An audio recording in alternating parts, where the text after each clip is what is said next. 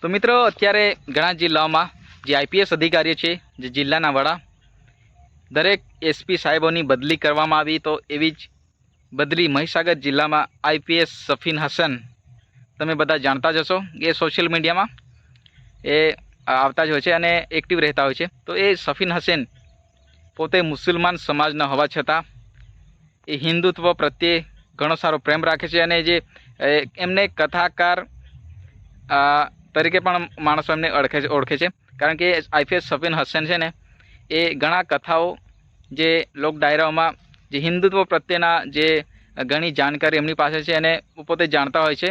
તો એવી લોકોને સારી એવી કથા સંભળાવે છે, હિન્દુ જે પુરાણો, રામાયણ છે, મહાભારત છે. તો એ સફીન હસન આઈપીએસ અધિકારી મહીસાગર જિલ્લામાં એમની બદલી કરવામાં આવી છે મિત્રો.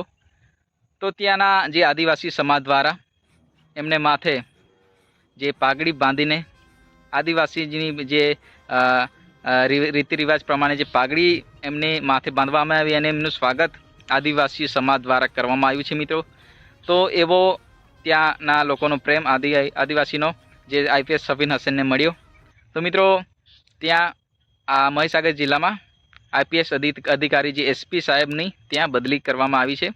તો એ એસપી સાહેબ ઘણો સારો વર્તન કરે છે. એના લોકચાહના પણ એટલી છે, લોકો એમને ઓળખે છે.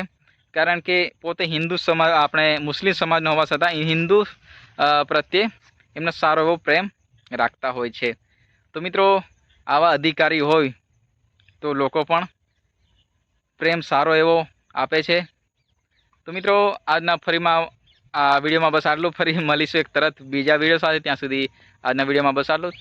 જય હિન્દ, જય ભારત, જય જોહાર, જય આદિવાસી.